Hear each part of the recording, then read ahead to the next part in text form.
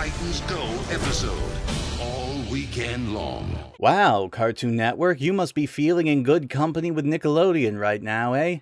I'm not so pretentious as to say that cartoons were better when I was a kid, because there are plenty of arguments against that, but I don't think there are many people who would argue against the idea that Cartoon Network has taken a colossal downturn in the last couple of years, and with the ending of its scattered original programming, with not a whole lot of promising stuff to replace it, and a constant need to shove a single show in everyone's face over and over and over again, it's easy to forget that they were once a driving force in original network animation.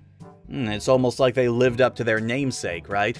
And leading the charge in this force, from the mid-90s for about a decade afterwards, was the Cartoon line, which gave us such classics as Cow and Chicken, Courage the Cowardly Dog, Dexter's Lab, The Powerpuff Girls, and Johnny Bravo, as well as a slew of one-shot pilots that were never picked up for their own series, like Mina and the Count, Yoink of the Yukon, Tumbleweed Tex, Imp Incorporated, Fungus Among Us, and Long Hair and Double Dome.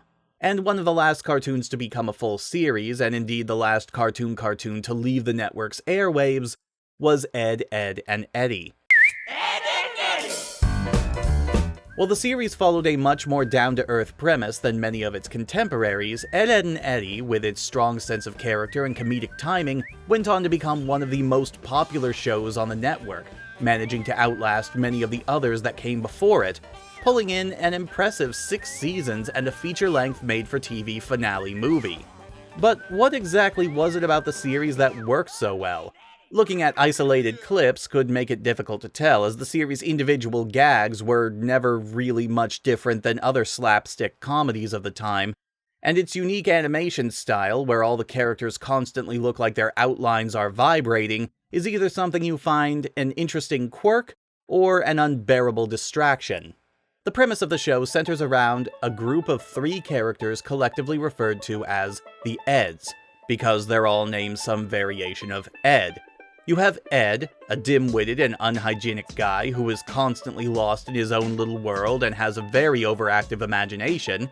Ed, often referred to as Double D to separate him from Ed, an incredibly intelligent child prodigy who consequently is not only the moral tether for the group, but also constantly suffers from his own personal phobias or soapboxing at the wrong time, and Eddy, a perpetual schemer who is constantly trying to figure out ways to scam other kids out of their money in an attempt to make himself rich, or afford expensive and delicious jawbreakers, often taking advantage of the good nature of his 2 similarly named friends or getting them into trouble just because they happen to be in the same place at the same time.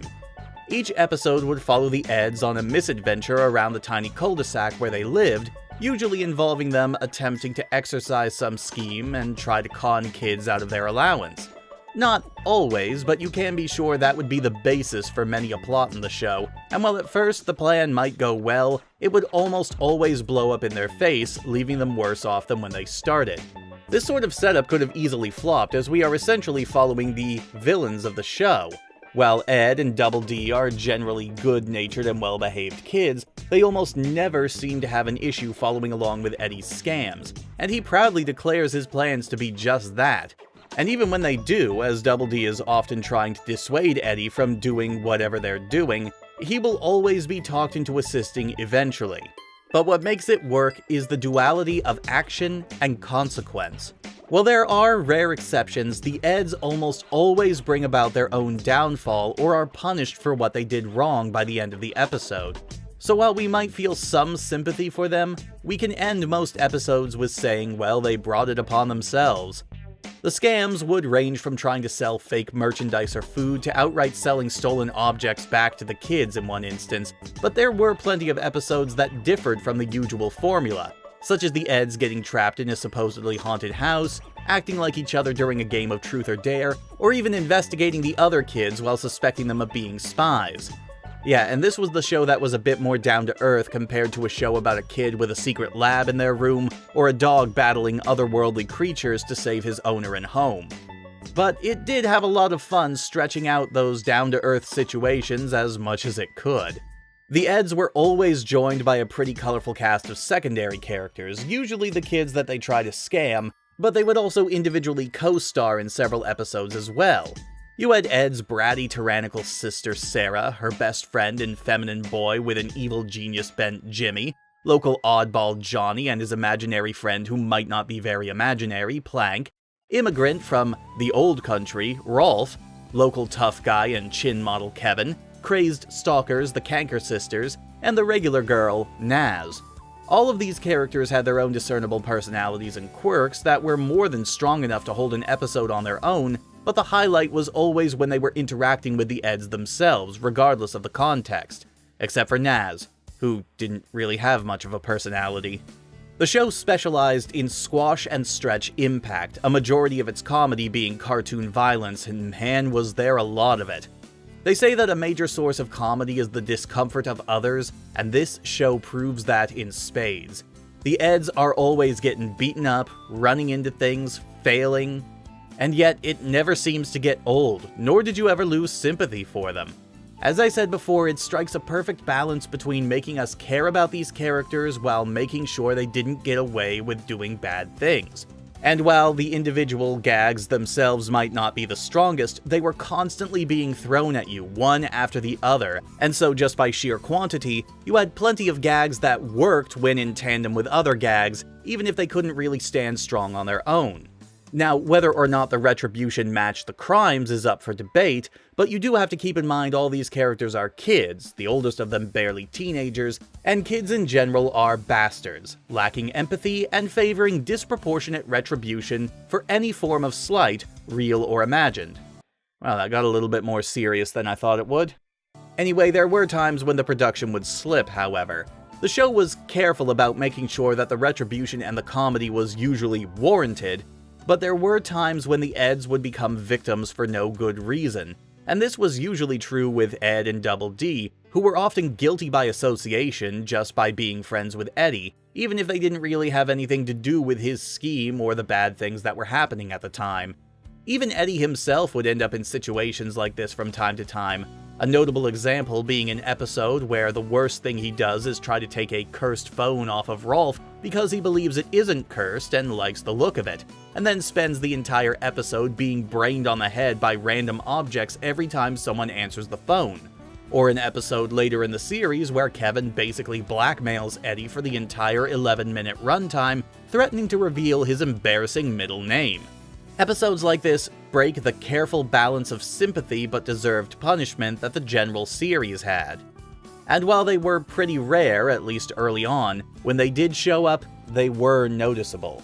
The series would also heavily change up its format in the last few seasons. The first 3 or 4 seasons took place during what seemed at the time to be a perpetual summer, but fall finally settled in for the last few seasons, even taking place at school.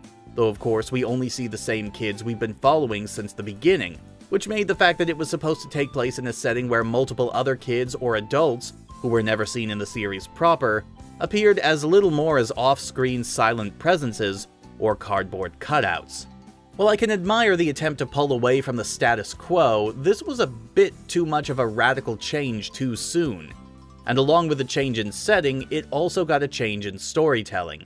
The series moved away from the scheming and antics of the Eds to just the day-to-day terror of school, and the ridiculous scenarios that would happen there. Despite this, the first 3 seasons are fantastic and wonderfully funny watching, keeping slapstick alive during a time when a lot of series were moving away from physical comedy in favor of wordplay or unusual worlds or scenarios, though they did occasionally get a few good word-based jokes in as well. But even as the series started to lose its luster near the end, the look of the series remained unique. I mentioned before the quirk that the series had of having the thick outlines of the characters wiggle around from frame to frame, which I admit to find very visually distracting myself, but when it comes to the actual character designs, I rather like them. You're certainly not going to mistake any character for another with how unique the cast is, and their designs are both exaggerated and simplistic at the same time, which only makes the more down-to-earth designs of their world make them stand out all the more. And as much as I don't really care for the later seasons, I love the attention to detail in the color palette, as everything is bright and vibrant during the summer, but then starts changing to more dull and muted colors to reflect the change to fall, even going a step further and changing the characters' usual outfits. This was bolstered by excellent sound design.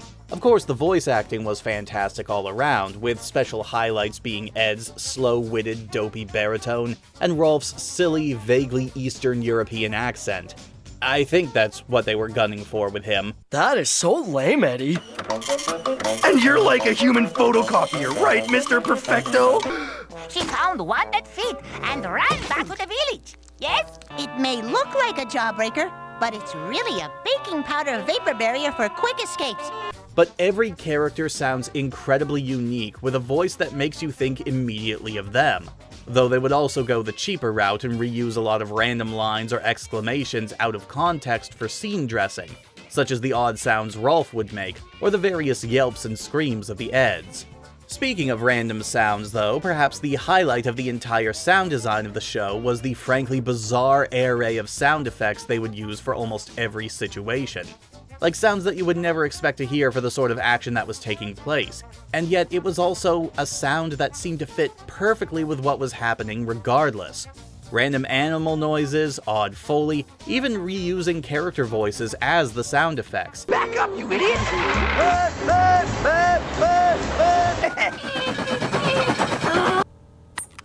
Double Deputy D?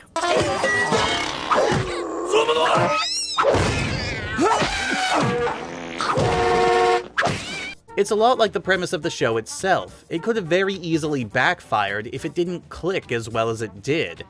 The show is also notable, as I mentioned before, for being the longest lasting of all the classic cartoons, rerunning on the network until 2009, well after most of the other shows had already stopped their reruns, and was popular enough to receive a proper grand finale in the form of a made-for-TV movie. Now, some of the other cartoons did get something similar. While it was a series of ordinary episodes, Courage the Cowardly Dog did have a series of finale episodes that wrapped up a lot of the lingering questions and plot threads, and gave Courage some final character development, while both Dexter's Lab and the Powerpuff Girls would get their own movies, though those were basically just longer episodes of the show with a slightly bigger budget. The Big Picture Show is something that I don't want to go into massive detail about here, as I do feel it's something that warrants its own review, but I will say that it is how you do a send-off finale properly, and actually manages some honest emotional payoff and pathos for characters that had essentially spent their entire existence as constant butt monkeys, karma notwithstanding. Unfortunately, actually watching the show nowadays is fairly difficult, at least if you're trying to be a good legal citizen. There were DVD releases for the first and second seasons, though the first season is now out of print and goes for about $20. The third season can be viewed on Amazon Video, but it is the only season available on the platform, and seasons 3 through 6, even the Big Picture Show, were never released on any format, at least not in America. There are DVD sets floating around out there for outrageous prices, but they definitely aren't NTSC formatted. Then again, given Cartoon Network's track record for putting out their original content on DVD, or making it easily accessible after it's gone off-air, I can't say I'm surprised. Unless the cartoon's name is Adventure Time or Regular Show, good luck actually finding any sort of complete run of the series on home media or on-demand streaming services. That sad fact aside, the series is still well worth checking out if you can manage to find a way to watch it. It has a lot of the same sort of charm that old slapstick-based cartoons had, and has plenty of unique-looking designs that make it a lot of fun, with characters that are at the same time incredibly exaggerated, and yet strangely sympathetic and relatable, and was a great example of the cartoon moniker at its best. At the very least, it's a cartoon that's a lot easier to watch than some of the other shows that came out of that line. Age has not been kind to some. See you all next time, everyone. In syncopated style.